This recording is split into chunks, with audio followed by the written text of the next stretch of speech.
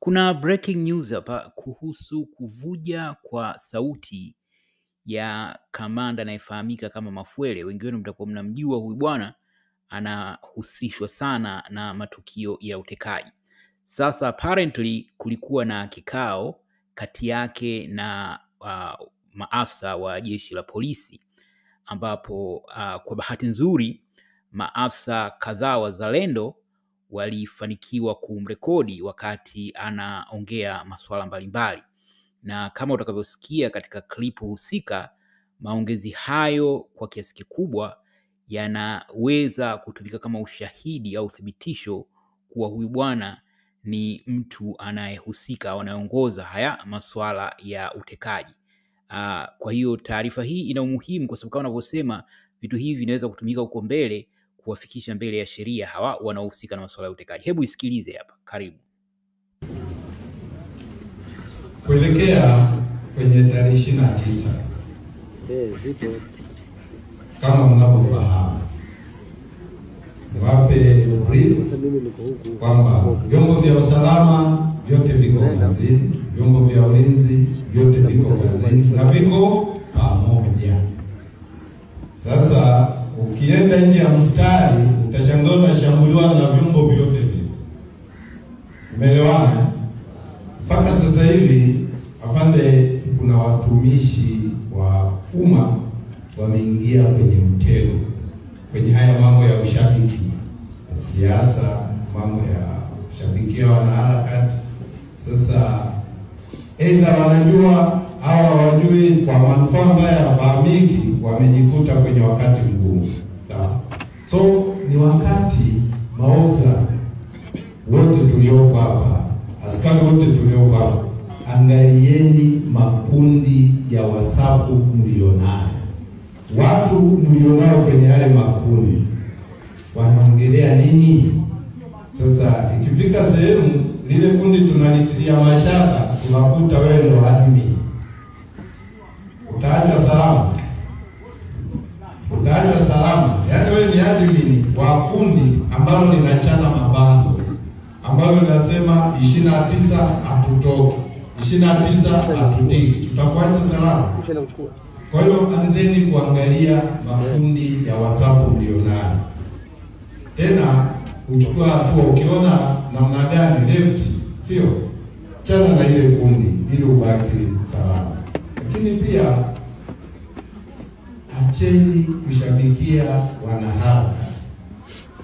Watu wako Marekani, wako Sweden, wako Kenya, na unakuwa na wao, hautabaki salama. Amesema Fanda, asubuhi unakuwa ni ofisa, jioni unakuwa na mwema. Sasa tunashukuru kwa Dar es Salaam, hasa kanda maalum, hakuna aliyetutia doa mpaka sasa hivi. Leo kwenye vikosi imetokea bandari, polisi bandari, kuna watu wamepiga picha loka, wamemtumia Mange Kimambi, matokeo yake wako jela sasa hivi, askari wao. Sasa afande, tunashukuru kwamba mpaka sasa hivi kwa maana ya kanda maalum hakuna askari aliyeingia kwenye hiyo kashfa. Lakini pia hamna ofisa, hamna mkaguzi mpaka sasa hivi. Kwa hiyo mko katika mikono salama.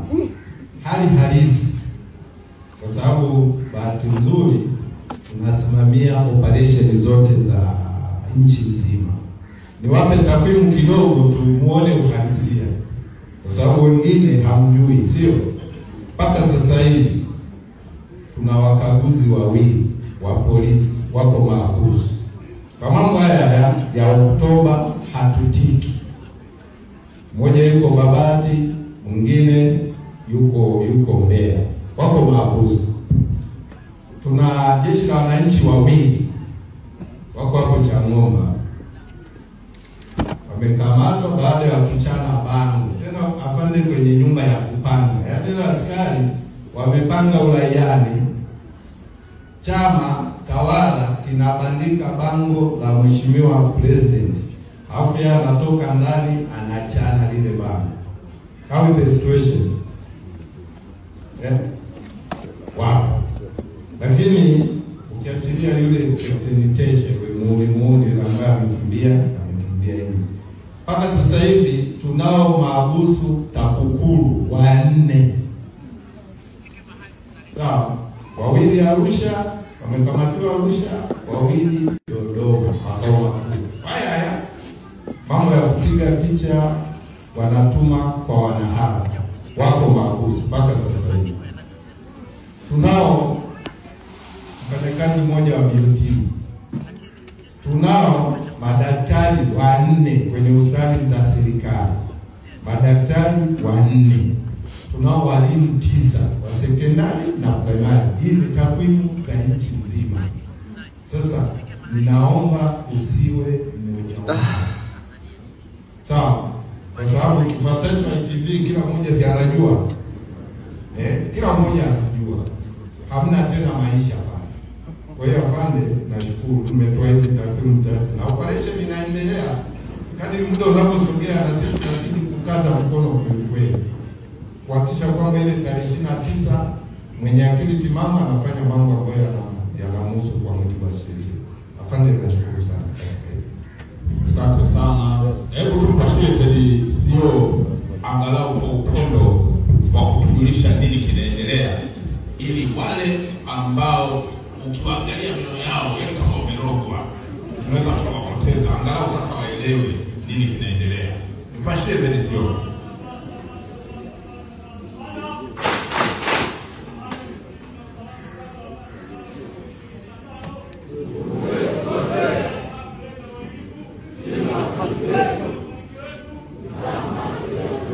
Kuna watu wana mioyo ya ajabu.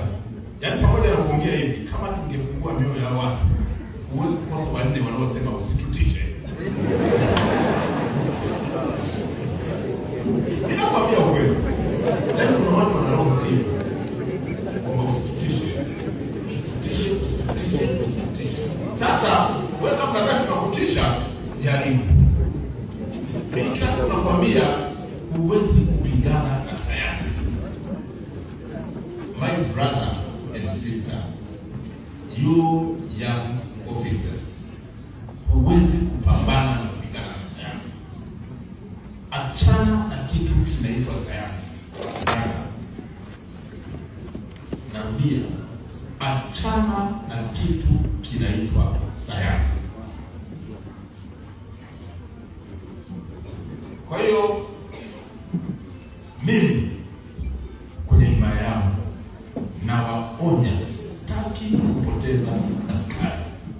Tuko wachache, lakini ikibidi kwa ajili ya moyo huo wa ajabu ulionao, yaani pamoja na kuongea unasema tusikutishe, yaani kabisa kwamba usinitishe. Sawa? Sawa?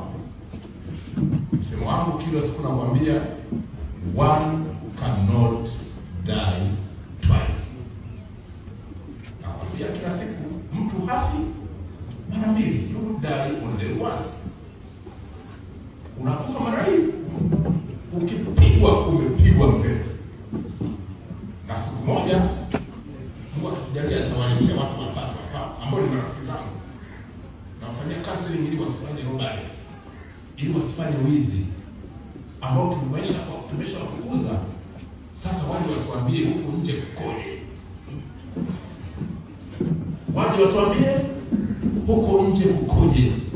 Na waambie, na wale watuambia mtawaelewa zaidi kuliko mimi na nyie ambaye hatufahamu kule kukoje. Awili naongea na maofisa wanawaambia kuna msemo watu wanasema nini? Kazi popote, ndio? Kwamba kazi popote wanakusashana ile. Bwana kuna watu wengine wanaishi tena maisha mazuri kwa nje. Ndio wao wanasema. Yaani kuna uwezekano kule wiki 3. Uende kule alafu urudi tuambie. Awili tukitengeneza scenario moja tukakusingizia jambo tukakushtaki, lakini sisi ndio tunajua tu tunataka kutest, hapo tufukuze, halafu urudi kwa pili, lakini sisi tunajua utarudi, halafu tuambie kukoje. Mtoto wake Awi Yaani kama hivi unachelewa kazini, hapo unakufuza. Unajitoa ufahamu, unakufuza. Hapo kitatu tu, tunapeke sio za kufuza hata ukiamini utarudi. Tukuone, utuambie kwamba ukoje. Awi soja. Mnanielewa kule? Ndio. Mbona sauti inarudi chini?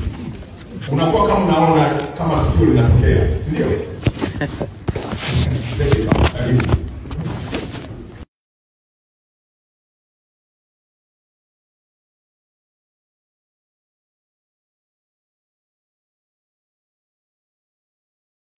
Kwa hiyo ndo audio iliyovujishwa na hao askari wazalendo, na hii inaweza kuwa na uzito mkubwa kwa sababu inaashiria kuwa hata ndani ya jeshi la polisi kuna askari ambao hawapendezwi na mwenendo wa mambo. Je, una maoni gani kuhusu hili? Karibu utoe maoni hapo kwenye comment. Asante.